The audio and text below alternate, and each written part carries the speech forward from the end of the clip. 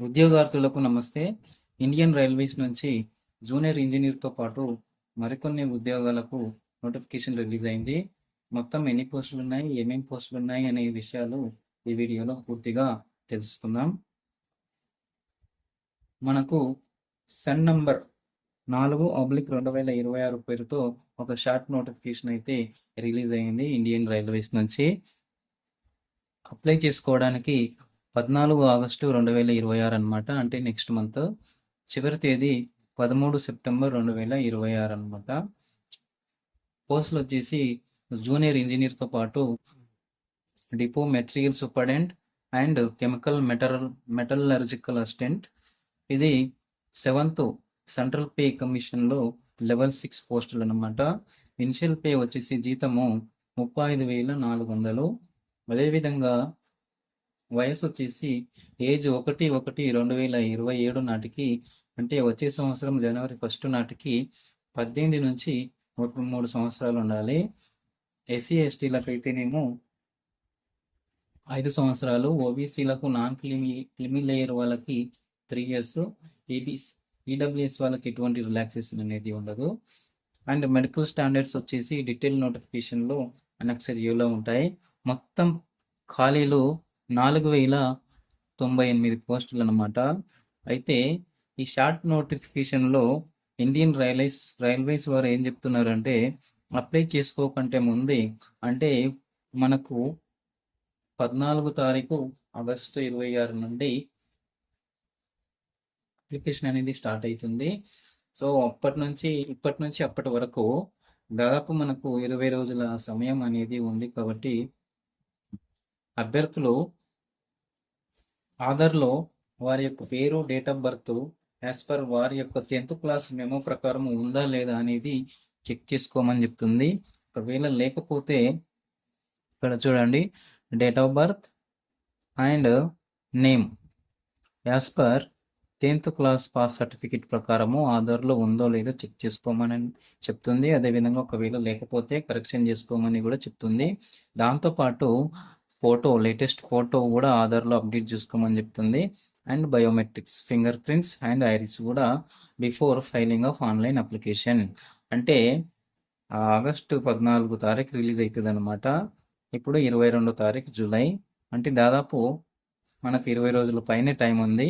మీకు ఏమైనా డిఫరెన్సెస్ ఉంటే ఎస్ఎస్సి అండ్ ఆధార్లో మనం కరెక్షన్ చేసుకోవడానికి అవకాశం ఉందన్నమాట.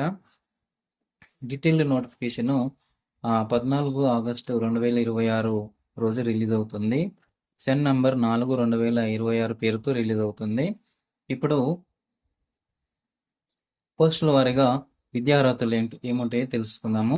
జూనియర్ ఇంజనీర్ పోస్ట్కి అయితేనేమో సంబంధిత బ్రాంచ్లో, అంటే సివిల్ అయితే సివిల్, మెకానికల్ అయితే మెకానికల్, ఎలక్ట్రానిక్ కంప్యూటర్ సైన్స్లో 4 ఏళ్ళ డిగ్రీ లేదంటే 3 ఏళ్ళ డిప్లొమా చేసి ఉండాలి. అదేవిధంగా డిపో మెటీరియల్ సూపర్డెంట్కి అయితేనేమో ఏదైనా బ్రాంచ్లో ఇంజనీరింగ్ చేసి ఉండాలి లేదా డిప్లొమా అయినా చేసి ఉండాలి.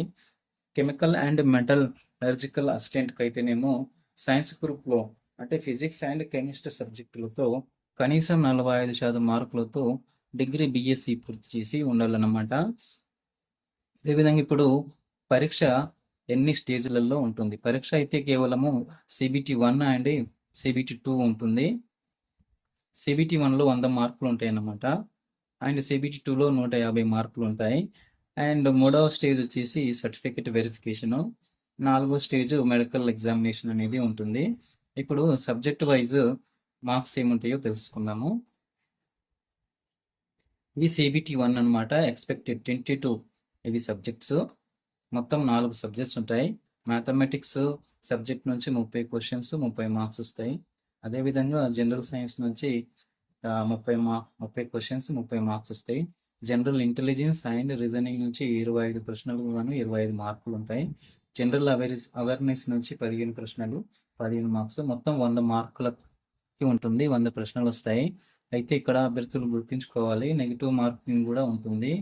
ప్రతి తప్పు ప్రశ్నకు 0.33 మార్కులు కట్ అవుతాయి అన్నమాట. అంటే 3 తప్పు ప్రశ్నలకు 1 మార్కు కట్ అవుతుంది. అదేవిధంగా ఇది స్టేజ్ 1 అనమాట, కంప్యూటర్ బేస్డ్ టెస్ట్. స్టేజ్ 2లో 150 మొత్తం 150 మార్కులు ఉంటాయి. 5 సబ్జెక్ట్స్ ఉంటాయి. జనరల్ అవేర్నెస్ నుంచి 15 ప్రశ్నలు ఉంటాయి, 15 మార్క్స్. ఫిజిక్స్ అండ్ కెమిస్ట్రీ నుంచి 15 ప్రశ్నలు, 15 మార్కులు ఉంటాయి. బేసిక్ కంప్యూటర్ అండ్ అప్లికేషన్స్ నుంచి 10 ప్రశ్నలకు గాను 10 మార్క్స్ వస్తాయి. Basics environment and pollution control నుంచి 10 ప్రశ్నలు వస్తాయి, 10 మార్క్స్ ఉంటాయి. అండ్ టెక్నికల్ సబ్జెక్ట్ అంటే core subject, example electrical branch అయితేనేమో ఆ బ్రాంచ్ సబ్జెక్ట్ నుంచి 100 ప్రశ్నలు, లేదా సివిల్ అయితే సివిల్ బ్రాంచ్ ఏదైతే అది, మెకానికల్ అయితే మెకానికల్ బ్రాంచ్ నుంచి కోర్ సబ్జెక్ట్ నుంచి 100 ప్రశ్నలు, 100 మార్కులు. ఈ విధంగా 150 మార్కులు ఉంటాయి. Stage 2 computer based test marks, ఇవి 22 అనమాట. మనకు ఫుల్ నోటిఫికేషన్ వస్తే ఒరిజినల్గా ఏమేమి సబ్జెక్ట్స్ ఉంటాయి, ఎన్ని ప్రశ్నలు, జనరల్గా గతంలో జరిగిన అన్ని జూనియర్ ఇంజనీర్ అండ్ టెక్నికల్ పోస్టులకి ఇదే ఎగ్జామినేషన్ ప్యాటర్న్ ఉందన్నమాట. దీన్ని కూడా 1/3 నెగిటివ్ మార్కింగ్ అనేది ఉంటుంది. ఇప్పుడు మనము క్వాలిఫైయింగ్ మార్క్స్ చూసుకుందాం. గతంలో ఏ విధంగా ఉందో అన్నమాట, ఇప్పుడు కూడా అదే విధంగా ఉండే అవకాశం ఉంటుంది. అయితే సెక్షన్ వైజ్ క్వాలిఫికేషన్ అంటే సబ్జెక్ట్ వైజ్ క్వాలిఫైయింగ్ మార్క్స్ అనేవి ఉండవు, అగ్రిగేట్గానే ఉంటుంది. అగ్రిగేట్ అంటే మొత్తం suppose computer based test stage 1లో 100 మార్కులకి అన్రిజర్వ్ వాళ్ళకి, జనరల్ అండ్ ఈడబ్ల్యూఎస్ వాళ్ళకేమో 40% మార్క్స్ రావాలి, అంటే 40 మార్క్స్.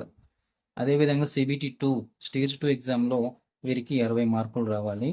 150, 100కు 40, ఇక్కడ 150కి 60 రావాలి. మినిమం క్వాలిఫికేషన్ మార్క్స్ అనమాట.